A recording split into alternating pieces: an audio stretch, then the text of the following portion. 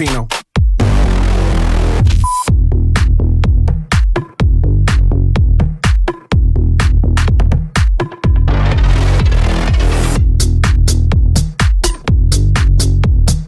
Click, bang, Tarantino. Wow.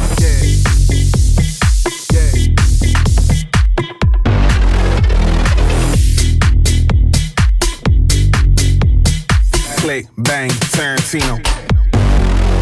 What? I hit the floor like a womba. I hit the mall in the jeweler. I get the bill like I'm Uma.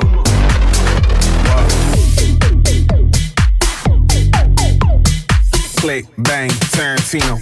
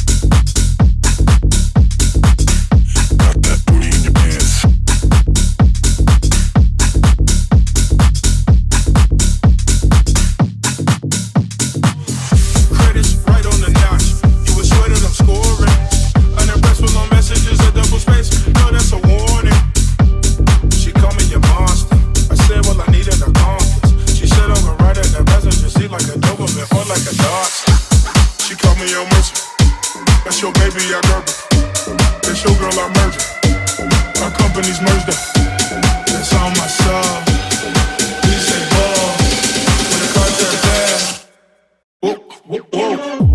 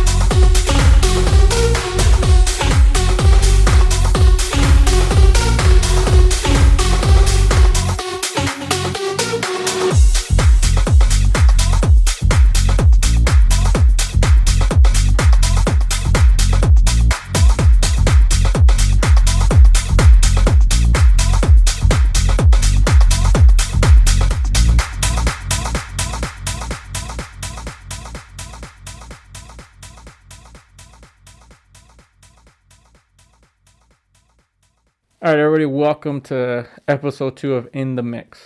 We're Tri City. I'm Adrian, Renee? and today the episode's gonna be all about DJing. Like more technicalities and more in depth talking about that. I don't think a lot of people realize what skills go into learning how to DJ. There's a lot of misconceptions that we think. So yeah, I mean, let's just get into it. First things I think it's just kind of like how we started learning and the progression in that. So I think when we first started, it was just straight like, okay, what's the first thing you got to learn? And we're like, things we learn is like beat matching. Cool, like we learn beat matching, and that's usually I think where everybody starts. Let's learn the beat match and just beat matching because Right. there's things that go into that counting, one counts. Yeah. I mean, and even that for a beginner is easier said than done. It's not like you just pick it up right away because, you know, beat matching isn't just, um, it's not as simple as it sounds. I mean, now that you've have experience, yeah, it's like, okay, that's basic. But when you don't know anything and you're going into this absolutely fresh, it can be daunting a little bit, or it takes a little bit. It took me a little bit. Some people learn faster than others, but it took me a little bit to kind of grasp it. Yeah, so I think skipping some of the things that or learning things that would help you faster than kind of learning the things that you realize aren't going to help you. So quickly of learning we're dance DJs, dance music. So it's like our most of I would say like 90% of the more is just the four count. Like you got that just the kick going, and learning to count to me is like your first big step that you should learn Right. because you have to learn timing. Right. Timing in music is huge. So DJing, it's essential, I think. So learning the count, which we were talking about, is like you have that kick and you hear the beat going. So the way it was told to me, because I married into a musician family, so it's like the way your head bobs to a song usually is on the time. So it's like 1, 2, 3, 4, 1, 2, 3, 4, and that's our that now that varies in BPMs, beats per minute, and so you have to learn how to count because it means later when you're gonna actually start and mixing a song. So learning how to count and count in songs is huge to learn. Just like dancing, you're gonna be counting either out loud in your head or out loud, like just so you can hear it, but eventually it's just going to be second nature. I Right. remember I heard something once on a YouTube video that once you learn how to count on your timing, it's something you'll never forget. You'll stop Right. you can't listen to music anymore without thinking counting, Right. right? So it's Yeah. like it's a big thing to learn that you should learn. Yeah. Now it's become, like you said, second nature. Where now, um, you almost do it, uh, obviously consciously, but you're not really thinking about it. Almost, it's just the rhythm. You know where you are in a song. But that just comes with time and experience. But at first, yeah, that's essential. Learning how to count, um, is big. Yeah. So, as you're learning to DJ, there's different ways, I guess you would say. Like, we know for me, most people learn as being alone DJs. And so did we because, we would spend our own time learning. The next thing in our whole thing was how do we learn to DJ together, as a duo, because that is also something you have to learn. It's not the same as playing by yourself. You hear of other DJs going back to backs, you know, you have to have a good flow, and we had to learn how to DJ together, so that was a little bit of a challenge, not a huge challenge, but it was a little bit of a challenge learning how to do that. Yeah, yeah. I mean, uh, yeah. It took a while. I mean, because it becomes a thing where it's like, you don't want to necessarily, uh, step on anyone's toes. Like, okay, hey, like, well, it's your turn, not my turn. I remember we had a system like, okay, you play two songs or four songs, and then I'll play the next two. The problem with that, or that we found, was that as I'm playing 4 songs, it's like, well, what does he do? Or what do I do when it's vice versa? So the system we came up with, and it felt like we were more engaged in our sets. We enjoyed it more because we're constantly active, was to literally play one song each. So one song I start, next song he brings in and keep going, et cetera, et cetera. So I think that brought a lot of flow to our sets. I think it made it a lot more fun. But that was something that we had to learn just through trial and error, like through our practices and even playing sets. We found that. And I think we learned that from our background. Our duo here didn't start with DJing. I mean, we're athletes by nature, so we played, ball together for years, and we built that, that chemistry all like playing ball on the court. So it's like you learn to kind of feed off each other, with playing basketball and reading plays and doing that, and that took time, but we just kept building on that. So I think that translated to here because we knew that flow, right? Like when we started, we'll get more to that later. Like when we started getting better at DJing, it's about a flow, and we've talked about like when we were playing, hey, I'm gonna go for something here, and then we'll follow each other. We gotta go with the flow.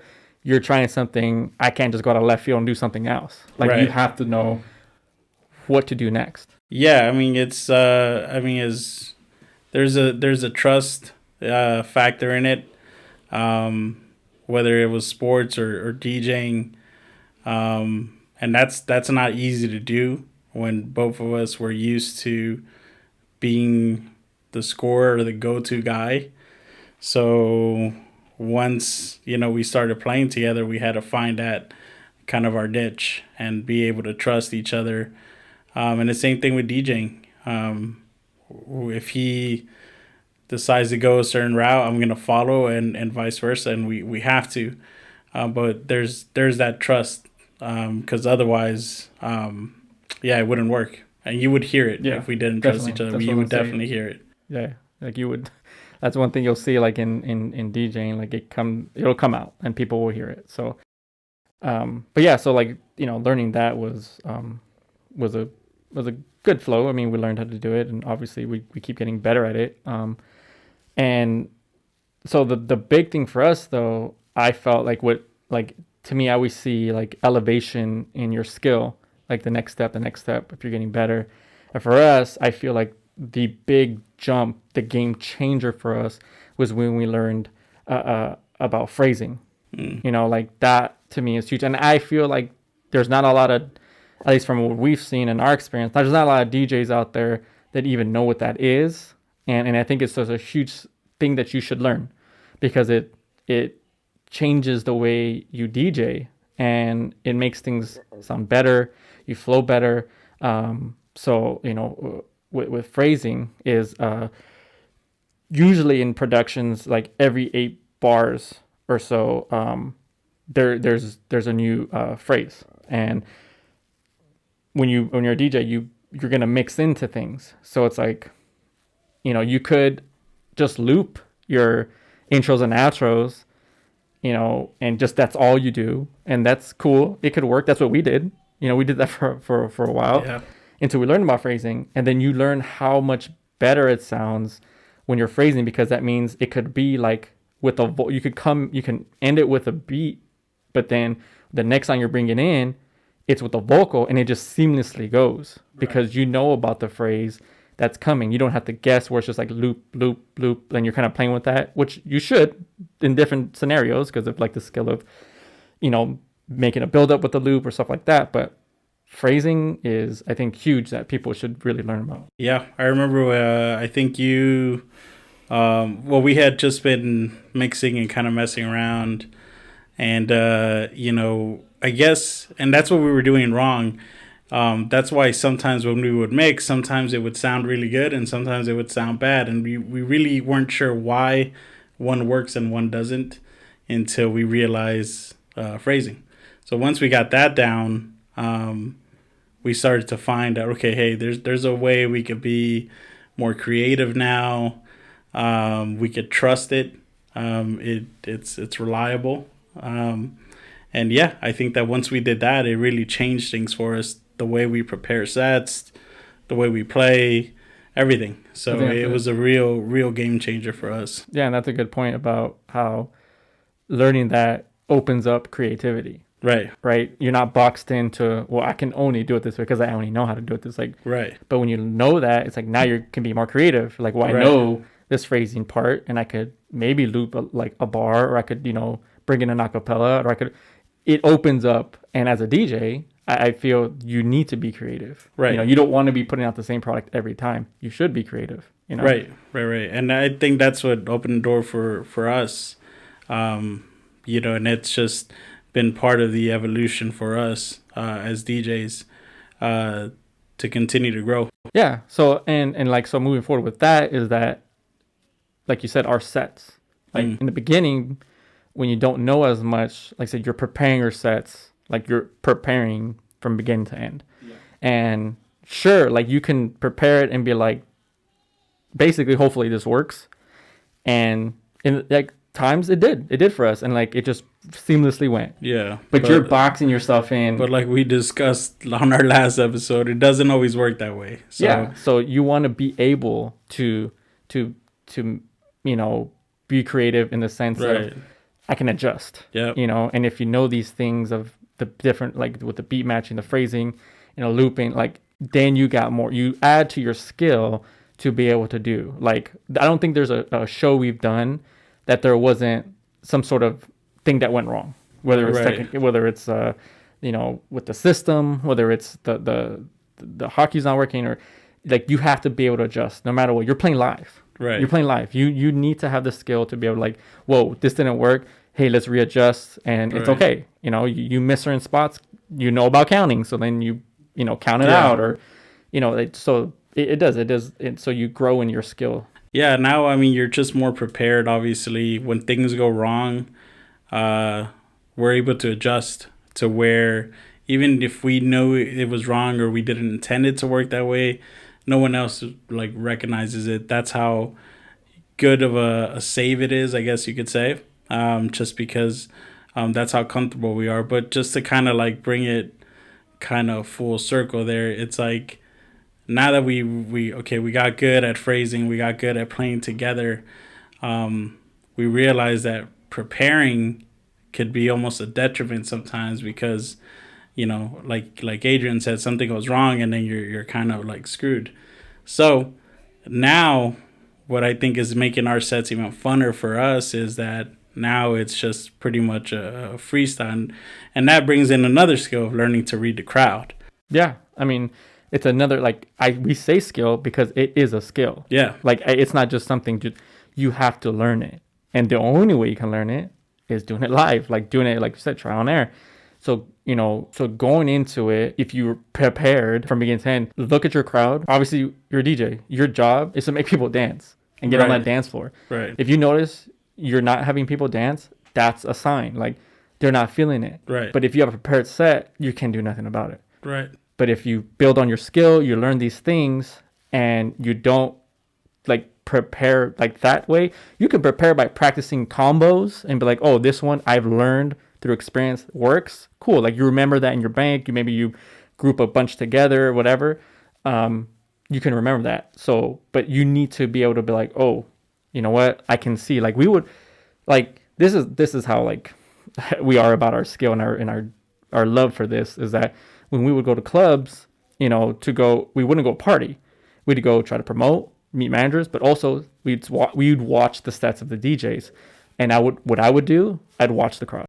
I'd watch and I'd be like, whoa, like look at what they're doing. Like look at their body language. Yeah, that's a big thing. Reading with their body language, they'll tell you how. Yeah, and we learned, like an example, when we played, or one of our first sets or shows at Avalon, like we thought it was great, but then we noticed like little things like on breakdowns, it's like very minimal. Like there's not a lot going on there, so people don't know what to do with their bodies. Right. So you can see they're kind of like, okay, like I don't know what to do next. You're the one directing that. So we learn, let's manipulate that and take away these long breakdowns that are quiet, and bring in beats and match in a way that we keep them moving, even if it's not like the drop, but it's a beat going that gets their body going, and you don't want them to rest. So it's like, it depends on the set too, but you usually want them to keep moving, dancing. That's how you read the crowd. That's how you look. Okay, that works. And then that's how, again, what you said, you get experimental, get creative. You try something, it doesn't work. You see it like, okay, you remember that. Let's get out of this. Right. So, and that's, another thing too, is that that's what's been like cool for us to work together, because, he could recognize like, what, that didn't really work. Let's do this. Or I could say, hey, you know what, or let's try this. And, I think we complement each other well in that sense. And our freestyles are starting to show that. I think it's starting to become really well executed. And I think they're fun. They're interactive. We know a lot of times too in clubs, like, if you get, the truth is, if you get the girls dancing, it's gonna get the guys dancing, and that's just so there are songs that we know, like, okay, we know we're gonna get a response. It's kind of like, you have that in your up your sleeve, and when it's the right timing is important too. Timing in the night when you want to bring out, like, your bangers or your secret weapons, whatever you want to call them. That's super important as well. So I think that it's just a skill that we not only are working on like every time we play, but it's also a lot of fun, and it's also something that unfortunately I think we've seen a lot of DJs don't do. So we see a lot of DJs just stick to their list, whatever it is, 1 through 10 or whatever they play. They're not really even paying attention to their right. crowd. They're like, and that's something that we've talked about. I think we almost say it every time before we play, like, hey, let's have fun. Let's make sure we're interacting with the crowd, or whether it's a live stream, the camera. But again, that's the advantage. Another advantage that we have. It's like, hey, let's step it up. Let's have fun. I think that it is a skill for sure. And I think like, to clarify what freestyling is, like we said, we would prepare us. That's in order. So now it's more like we have an idea what we want to do. Yeah. So we get a good amount of music. Rule of thumb. Say you're gonna play like an hour set. Okay, cool. I'm gonna bring 30 songs. Like you need to bring usually double, just in case. You never know what's gonna happen. Like you need to be prepared in that sense. Like to bring a nice creative music. And as well as, like, you don't know. Like, we've had that happen to us. We were going to play an hour set, ended up going 3 hours. Yeah. Like, if we're not prepared for that, that's it. We're like, oh, we can't do nothing. That's actually a very good example of that night. We started off playing it was going to be just a housey set. And we did that, and we brought those vibes and everything, and people were enjoying it. As we realized that we're going to start playing a little bit longer, I think we both kind of thought, like, okay, let's step it up a little. Bring the energy up. Yeah, let's step it up a little, bring the energy up. We started playing a little more bass house, electro house, and the crowd reacted. And that's what we mean by reading it. Like, okay, it's time. You don't want to just also play the same thing, the same genre, maybe like for an hour or so, whatever. Like you want to, see how far you could push it. How, and vice versa, just because you want to see how the crowd reacts, I think I've heard, I don't know if it was Dylan Francis, or like, I remember hearing a DJ say, if you're not taking risks as a DJ, I don't think you're doing your job. Right. Like, I think you need to take risks, because that's also just how you learn. Like, you got to learn through failures and stuff. Like, okay, well, that didn't work. Cool. But it's also, again, back to the learning the skill of, like, okay, that didn't work. How do I get out of this? You don't want to let that go on forever. Right. So it's like, you have to learn that. Which is why, for us, hot cues are important. Yeah. Just because that's the thing too, that there's, I don't want to say there's controversy. It's just some do, some don't. We don't get it because of the way we DJ. We are more freestyle and reading the crowd and going off the energy. So it's like, if you're going to be experimental, my thought is, if something doesn't work, how do you get out of it without hot cues? You go and you're like, oh man, they're not responding. I got 3 minutes more of this. Right. And you may think, well, 3 minutes, that's a long time when you're Right. when you're playing a song. So say something doesn't work, hawk you it out of there, like, outro out, or like, do something. Yeah, which we've done. I know I've done, like, okay, this isn't working. No one reacted the way you thought they were, which sucks. But whatever. Like, you took a chance. You don't want it to keep going, obviously, and you don't want it to sound bad. So, usually that's where one of the advantages of having the hawk use. And just the way we prepare, we like to keep the energy going. I mean, we like to keep throwing songs at people that they're going to enjoy. So hawk cues is another way for us to play a song, get people dancing, but then bring in something else to keep the energy, keep the excitement. I mean, these songs, like some songs are, it's cool, they're dope, they're like 5 minutes long. Yeah, cool, I'll listen to it in my car. But I don't want to hear it 5 minutes or 6 minutes in the club of the same song. And that's also not like just us preference wise. Again, it's through experience of watching the crowd when you're playing.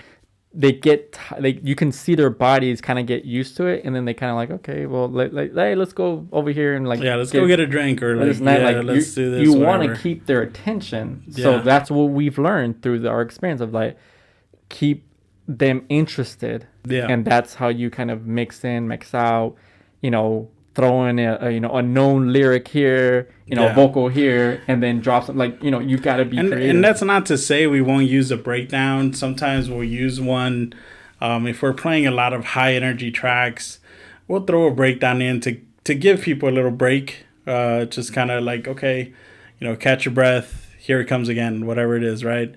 But I think just that has become like an essential skill for us to be able to read the crowd, because there's just opens up so many more doors for us and stuff like that. But I think that the way now we prepare, it's a lot of fun. We basically have our hawk cues, whether we want to play a longer version of the song or shorter version of the song. We throw all those in a folder, and then we just play to whatever the crowd dictates. And I just think it's a lot funner. You'll find yourself being more creative, taking chances. I mean, I think it's definitely worth a try. All right, guys. Well, thanks for checking this episode out. Definitely be on the lookout for future episodes. We have a lot of different topics soon. Hopefully, we'll be able to get some guests in for some interviews. But definitely in the future, we got more episodes coming out. We have our City Lights Radio. If you haven't checked that out, definitely check that out. We got some new episodes coming out. We got some new production coming out. We have some remixes and original songs that we're hoping to release soon. And then live streams coming. Oh, yeah, and then we got some other live streams coming out. So definitely stay tuned for that. Just if you're not following us on Instagram, Facebook, YouTube, Twitch, SoundCloud, definitely do so.